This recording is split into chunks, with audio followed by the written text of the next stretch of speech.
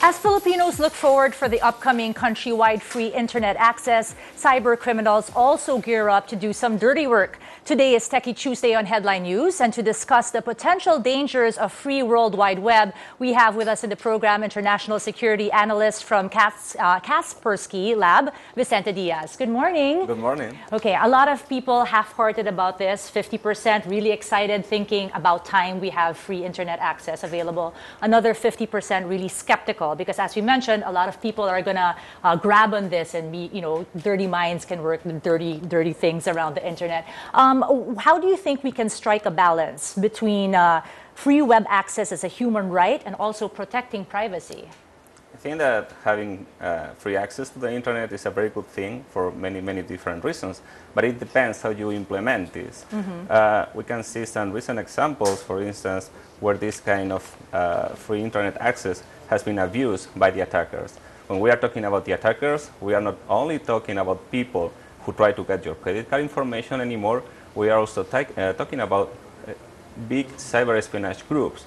Some of them are governmented sponsored, and they try to get access to very critical data from the people who is having access to these networks. For instance, we have this example with the dark hotel campaign, where the attackers were going into the internal network of the hotels, and they were installing malware for having access to the computers of some of the important hosts in these hotels. And they're getting better and better at it. What do you think are the biggest cyber threats that we are seeing right now?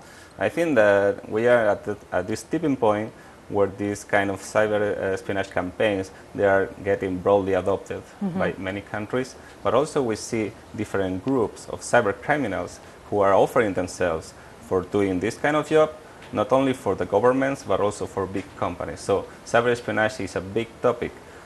It's not also dangerous for big companies or for governments, it's also for people who think that maybe they will not be targeted ever, but journalists, activists, or maybe you have access to someone that is interesting for someone else. I was going to say, regular folk watching are probably going to think, that doesn't concern me, I'm fine. But you can see a lot of people giving more and more information out there. You can see Facebook, people giving their addresses, their phone numbers. If you were to give us tips, the regular folk who use a lot of the internet, how could we make sure that what we send out there is safe? It's not safe. I will think that this is the best assumption for you. Never think that something that you are giving away will be safe, and never think that something that you are providing to other people will disappear somehow. Everything that you put on the internet will stay there forever, and this information at some point can be used against you and can be used by this group of cyber criminals or maybe by these cyber espionage campaigns in order to profile you and to know how they can use you for some of their goals. Vicente, what about shopping online? I mean, normally they try to pacify you by saying, no problem, you can bring out your credit cards and it will be safe. Can we trust this 100%, or should we be skeptical as well? Well, unfortunately, nothing is 100% sure. And even, it's like driving. Even if you are driving, you are not 100% sure, but it's better you have your seatbelt and you have like a modern car with all the safety measures that you can have in order to keep you safe. So for the internet, it's something similar. You need to put as many barriers between you and the attackers, as many security techniques that you can use in your computer to protect yourself.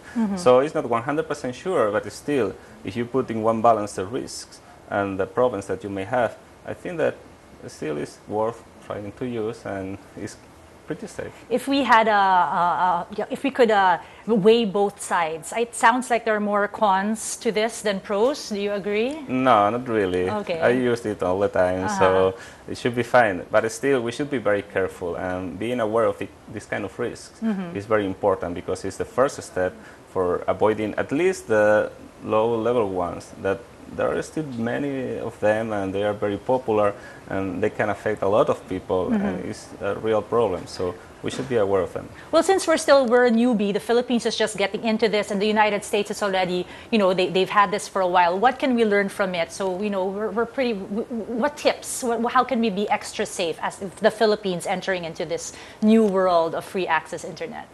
I will say that every country has its own pace, and it's a very cultural thing. It's difficult for trying to push the whole population into one direction or the other. So every culture, every country needs some time to get used to understand the different risks. Obviously, some of these countries are already there, so they have been all this way. We can learn a lot from them. That's why I was saying about this awareness. So again, be sure that these risks are there. So try please to be very careful. Try please to have your computer updated to run some security software. And in case that you see something strange, then you should work into that, not just believe that, okay, I just close it, nothing happened. Right. So maybe just enjoy the internet for what it can give us, but don't give anything back privately, publicly. Do you agree with this? Don't give anything back, Yeah. and also do not blindly trust anything that looks too good to be good, because probably it's not. Probably it's not. That's right. Thank you very much, Vicente, for joining us this morning. That was Vicente Diaz, International Security Analyst from Kaspersky Lab, keeping us aware against cyber threats. You're watching Headline News on CNN Philippines. Are the processing and issuing of permits and licenses to carry firearms from the PNP really on hold? CNN Philippines looks into it. And check out this ultra-realistic humanoid robot. These stories after a short break. Stay right with us.